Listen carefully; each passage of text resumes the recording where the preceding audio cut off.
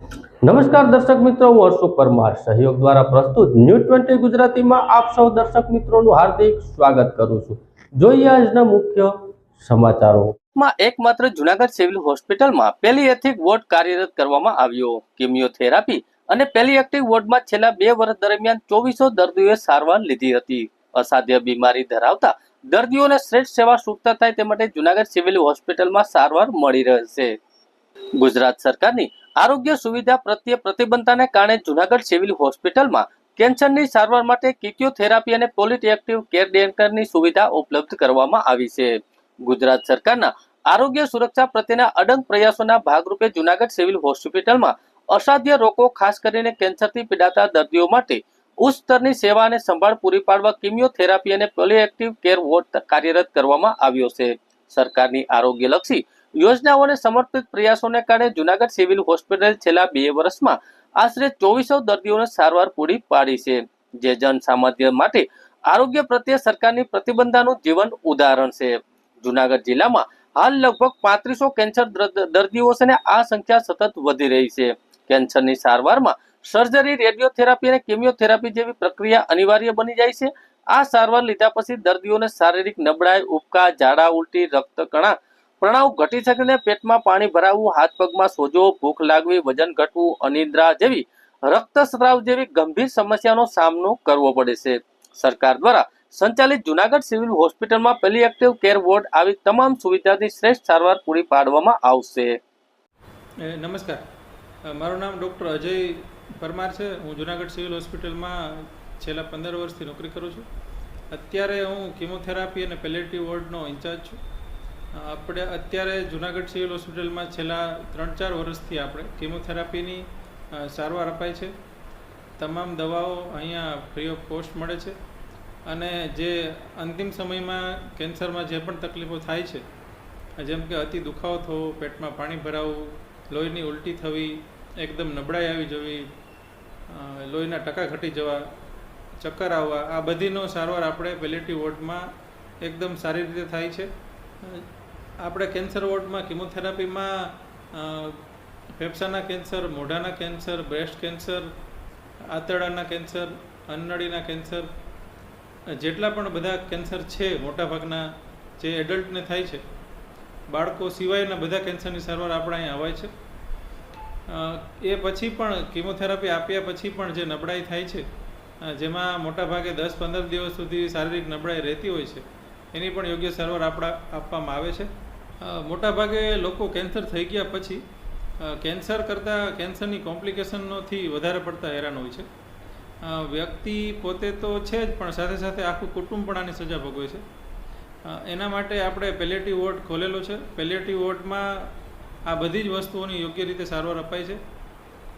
જેમ કે મોટાભાગના દર્દીઓને કિમોથેરાપી પછી જ 5-7 દિવસ સુધી અતિ નબળાઈ રહે છે, એકદમ તાવ આવે છે, ઝાડા ઉલટી થઈ જાય છે, પછી ઘણાને પેટમાં પાણી ભરાવા માંડે છે, લોહીના ટકા અતિ ઘટી જાય છે અને એ સિવાય પણ દુખાવો એટલે માત્રામાં હોય છે કે માણસ સૂઈ પણ નથી શકતો।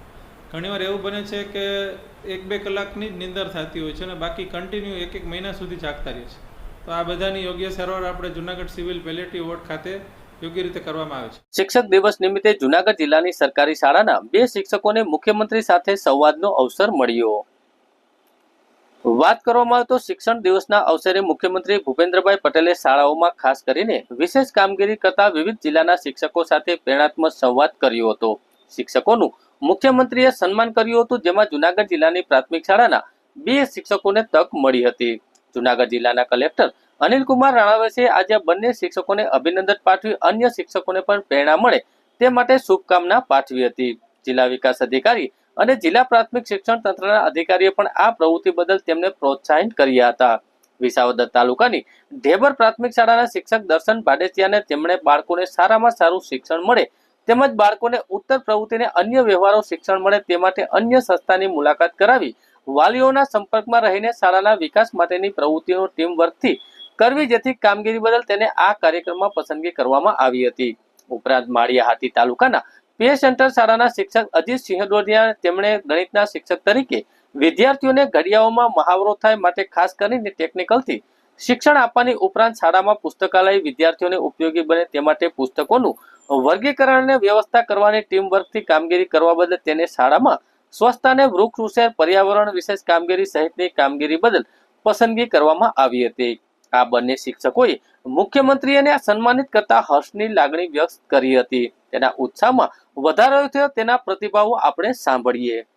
હું ભાડેસિયા દર્શન જૂનાગઢ જિલ્લાના વિસાવદર તાલુકાની ટેબર પ્રાથમિક શાળામાં સામાજિક વિજ્ઞાનના શિક્ષક તરીકે કાર્ય કરું છું.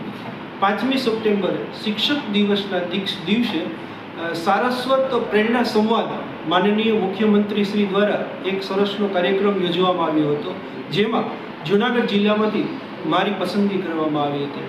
આ કાર્યક્રમની અંદર માનનીય મુખ્યમંત્રી સાહેબ અમને બોલાવી અમારી ઉત્સાહમાં ખૂબ વધારો કર્યો છે. એમની સાથે પ્રેરણાત્મક સંવાદ કરતા શાળાની અંદર કેવી કામગીરી કરો છો, બાળકો સાથે નવી ટેકનોલોજી સાથે કેમ કામ કરવું વગેરે વિષય અનુસંધાને શિક્ષણ કાર્યમાં કેમ સુધારો કરવો અને તમે તમારી શાળામાં શું કામ કરો છો એ બાબતે રસપ્રદ ચર્ચા થઈ હતી. નમસ્તે. મારું નામ અજીતસિંહ કાળુભાઈ ડોડિયા છે. હું માળિયા આટીના તાલુકા પેશન્ટર શાળામાં છેલ્લા 13 વર્ષથી ગણિત વિજ્ઞાનના શિક્ષક તરીકે ધોરણ 6 થી 8માં ફરજ બજાવું છું. માનનીય મુખ્યમંત્રી શ્રી ભૂપેન્દ્રભાઈ પટેલના નિવાસસ્થાને સારસ્વતો સાથે સંવાદ કાર્યક્રમમાં મને આમંત્રણ મળેલું હતું. ગાંધીનગર મુકામે તેમના નિવાસસ્થાને 19 જિલ્લામાંથી 37 શિક્ષકોને આમંત્રિત કર્યા હતા. મુખ્યમંત્રી સાહેબે છેવાડાના ગામના શિક્ષકોને કે જે કાંઈ વિશેષ પ્રવૃત્તિ કરે છે બરાબર તેને પ્રોત્સાહિત કરવા માટે પ્રમાણપત્રો તેમની સાથે સંવાદો કર્યા. અમને મુખ્યમંત્રીશ્રીએ સન્માનિત કર્યા. એ બદલ અમારો ઉત્સાહ બેવડાવ્યો છે. જય હિન્દ, જય ભારત. જૂનાગઢ મહાનગરપાલિકા જિલ્લા કક્ષાની નવરાત્રી રાસ ગરબા સ્પર્ધા યોજાઈ.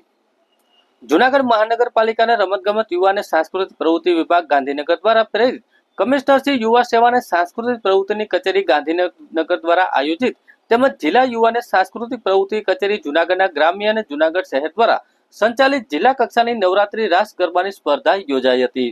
આ સ્પર્ધામાં રાસ, પ્રાચીન ગરબા અને અર્વાચીન ગરબાની કૃતિઓમાં જૂનાગઢ શહેર અને જૂનાગઢના ગ્રામ્યના ખેલાડીઓ બહોળી સંખ્યામાં ઉત્સાહથી આ સ્પર્ધામાં ભાગ લીધો હતો.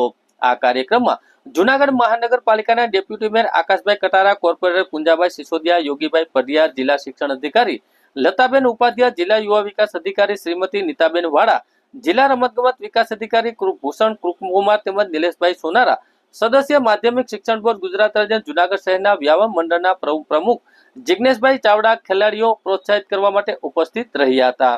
આ સ્પર્ધાની તમામ વિજેતા ટીમોએ રાજ્ય કક્ષામાં નવરાત્રી રાસ ગરબા સ્પર્ધામાં ભાગ લેવા જશે અને જૂનાગઢનું પ્રતિનિધિત્વ કરશે.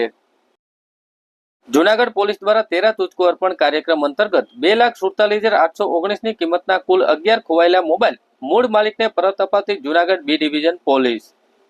જૂનાગઢ રેન્જના પોલીસ મહાનિરીક્ષક નિલેશ જાંજવાડે સાહેબ અને પોલીસ અધિક્ષક સુબોધ વડોદરા સાહેબ અને નાયબ પોલીસ અધિક્ષક હિતેશ દાંદલે સાહેબની સૂચના મુજબ પોલીસ પ્રજાનો મિત્ર છે એ સૂત્રને સાર્થક કરવા તેમજ પોલીસ પ્રત્યે પ્રજાના વિશ્વાસની ભાવના રહે જે અન્વયે જૂનાગઢ બી ડિવિઝન પોલીસ સ્ટેશનના નવનિયુક્ત પોલીસ ઇન્સ્પેક્ટર એ.બી. ગોહિલ સાહેબના સીધા માર્ગદર્શન હેઠળ બી ડિવિઝન પોલીસ સ્ટેશન વિસ્તારમાં અરજદારોના ગુમ થયેલા મોબાઈલ ફોન શોધી કાઢવા સતત પ્રયત્નશીલ હોય છે. ત્યાં દરમિયાન કુલ 11 મોબાઈલ CER પોર્ટલ અને ટેકનિકલ સર્વરની મદદના આધારે જૂનાગઢ શહેર તેમજ આજુબાજુના જિલ્લામાંથી 11 મોબાઈલ મૂળ માલિકને પરત અપાવી જૂનાગઢ બી ડિવિઝન પોલીસે બોલાવી 13 તુચકો અર્પણ કાર્યક્રમનો અંતર્ગત 11 મોબાઈલ કિંમત ₹2,47,819 કાર્યરત અંતર માલિકને પરત અપાવી પોલીસ પ્રજાનો મિત્ર છે એ સૂત્રને સાર્થક કરવામાં આવ્યું.